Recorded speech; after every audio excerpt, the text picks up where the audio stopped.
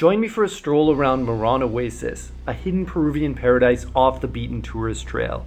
It's a tranquil oasis here in the desert with the towering Andes off in the distance. We'll explore its serene lagoon and surroundings and learn about legends of a notorious bandit Moron who stole from the rich to give to the poor villagers all those years ago. As we walk, let's chat about crafting your dream lifestyle, sharing thoughts on how you can achieve freedom for yourself. Ready to walk and talk? Let's go explore the allure of Moron Oasis.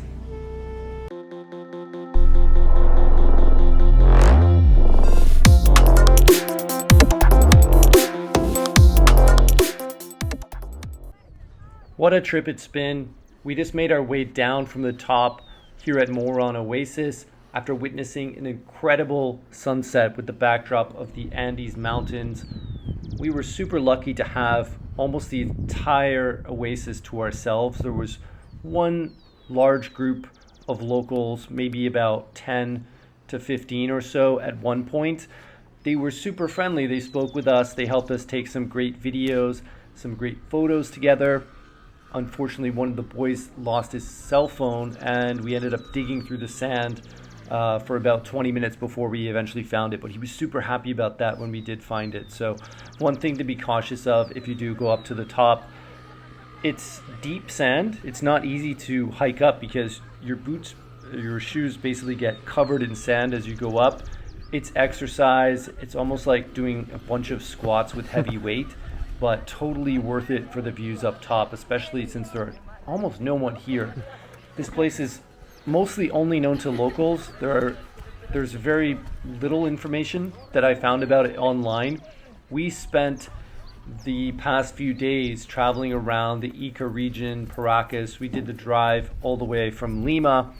It was about a five and a half hour drive.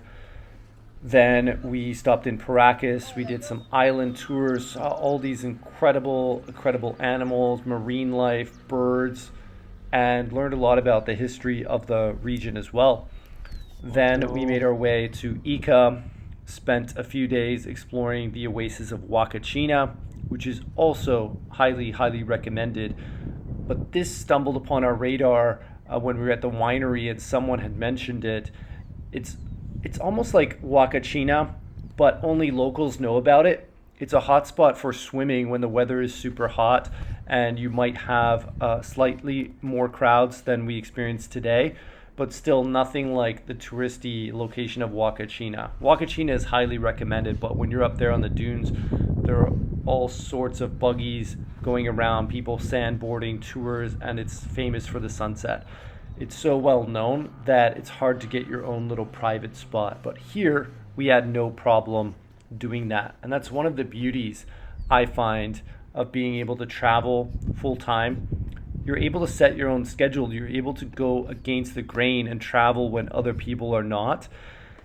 It's the same thing when you're working and you're setting your own work schedule. When you have your own business, you have the ability to go do shopping on a random Tuesday afternoon when there's no one in the supermarket. But when you have a full-time job, you're on a set schedule and you can only go when the masses are going. So you're going to the gym at 5 p.m. or in the morning before work when everyone else is there. The gym is another example of that. I love going to the gym fasted. I love going at around 11:30 a.m. For one, there are far fewer people in the gym. So you have it all to yourself, and you can have that ability to fast up until after your workout, and then right after your workout, you eat your first meal around, I eat my first meal around midday, early afternoon, and that allows me 16 hours fasted, 8 hours non-fasted, an eating window of 8 hours during the day. All that to say, when you design your life the way you want, you have a lot more freedom to do things the way that you want and without the crowds and without the pressure that you experience when you're on somebody else's schedule. And that's really what you're doing when you think about it.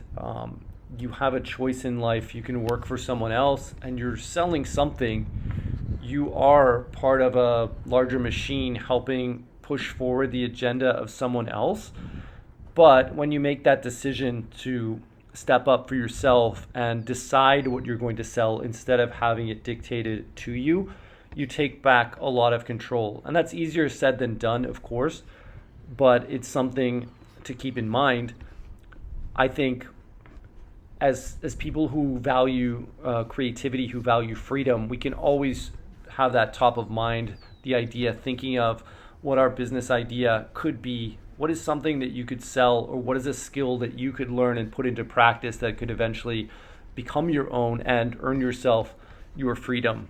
And that's the question that I asked myself many years ago when I was able to make the move to Asia, thanks to an opportunity I found to teach English in Korea. And while I was there, reading a book called The 4-Hour Workweek that changed a lot of my way of thinking. And I just became obsessed with this idea of being able to do this on an ongoing basis.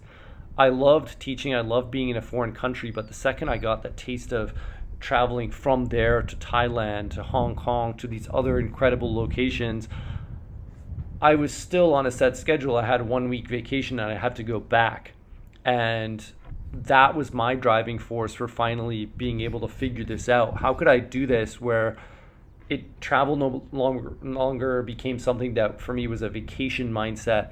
It was something that could be my lifestyle, where I could not separate work and travel in my mind. The two could come together, and it could become a lifestyle where you're working while you're traveling, and slowly but surely you're automating things, you're creating systems in your business once you figure that out to free up more of your time, so that you're not trading your time for money and you're not a slave to your computer. I just love that ability. I'm still working quite a bit these days, but I like to think of my life as in a building phase. So I'm investing a lot of time up front for something in the future that can become a lot more automated and on a permanent basis, because I grew my business to the point where I was able to sell it and it had a lot of value.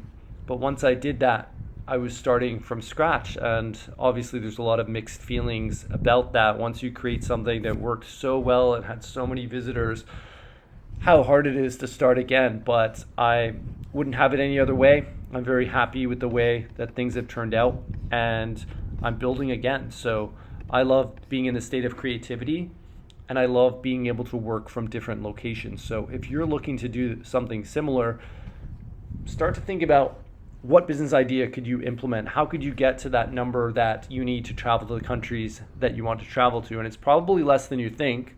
It might even be less than you're paying for rent if you're living in a big city. If you have around $2,000 per month, I think you unlock a lot of countries where you can go travel and work. In Southeast Asia, in Latin America, where I am right now, or in Eastern Europe, where I've spent a lot of time as well in the recent months. So I like to think right now, once I have that figured out, my life is still in a fairly set work routine. I mean, I'm putting in quite a number of hours every day, but I take these micro adventures and I spread them out during the week. So on a Wednesday, maybe I take off a Wednesday instead of a Saturday, because I have the freedom to do that. And on my Wednesday, we go do a little trip like this, or we go explore a vineyard. And you could think about how you could do the same. How can you set up these little mini adventures so your life doesn't become so mundane? Because I think, living the same life, living the same day over and over is a choice. And you can choose to mix things up and go explore, even if it's in your own hometown. We always have the option to do things. We can mix up our life. And I think when you do that, you put yourself in the state of creativity where new ideas come, dots start to get connected, and it's very much on the forefront of your mind, this idea of how you can sustain this, how can you create this on an ongoing basis and really create your dream life.